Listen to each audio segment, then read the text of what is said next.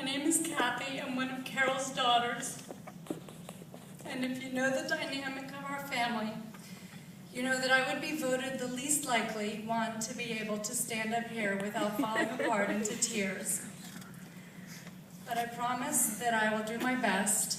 I just wanted to share some thoughts about my mom and a little bit more about how proud I am of her.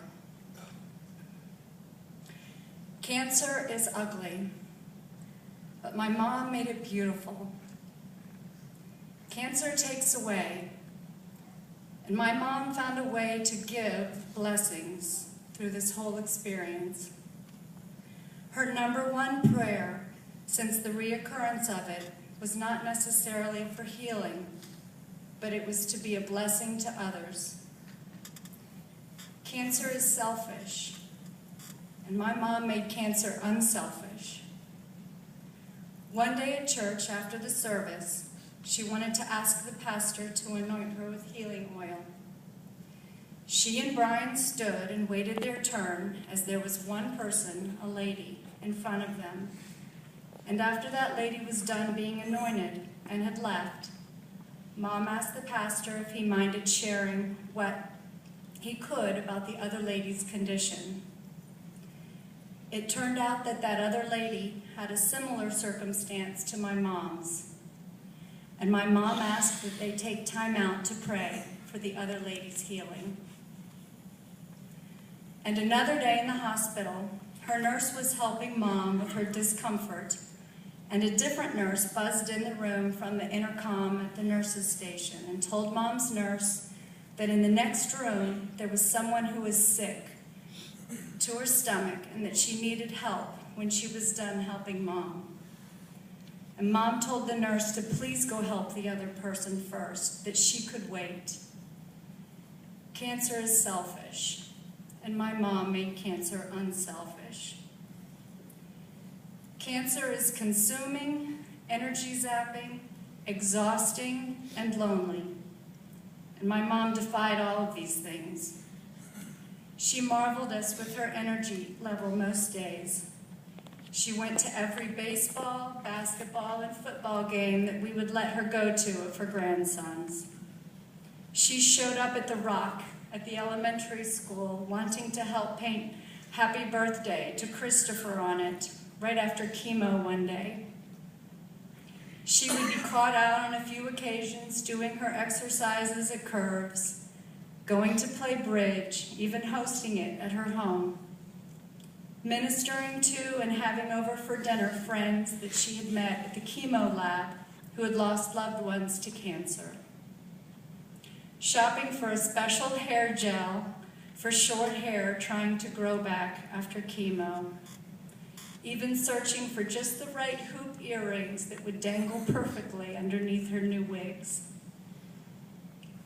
And boy, was she fun to shop for wigs with. It didn't matter which one she put on, they all looked beautiful on her. She would put it on and she would smile and twinkle and spin around. They all looked good because it was her. She was beautiful. My mom made cancer beautiful. Cancer makes you complain about your treatments and procedures. My mom turned this statement around too. We were in Dr. Snyder's office, and she was explaining to us that Mom had to get another CT scan. Dr. Snyder reminded her that she would have to drink that distasteful, yucky liquid beforehand that most patients can barely get down. And my mom's eyes lit up. She put on a big smile, and she said, "Oh, Dr. Snyder, that was the most delicious drink I have ever had. I can do that again." After we all stopped laughing, Dr. Snyder said that she had never heard anyone say that before. Cancer is a curse, but my mom made cancer a blessing. Cancer makes you bitter about your circumstances or feel like it cut your life short. My mom waited a very long time to find her loving Brian and has only had him in her life a few short years. She very easily could have been bitter about being able to be with him such a short amount of time, and instead she called herself blessed to have found him at all, and so fortunate for the loving and wonderful time that they did have together. One evening recently, when my sister and her whole family were up visiting from Florida, my mom had on her heart that she wanted to talk to us about her end-of-life wishes. Hymns and scriptures she wanted at this party is the term that she used. And when she was finished, my brother-in-law asked her the question, "Carol, when you get to heaven, what do you want to do first?" And she said, "Oh, it's going to be beautiful. I want to see Jesus' face. I want to see his face." My mom made cancer beautiful. In one of our favorite verses in Philippians 4, the author Paul talks about rejoicing in the Lord always, no matter what the circumstance. Toward the end of it, he says, "Finally, brothers, whatever is true,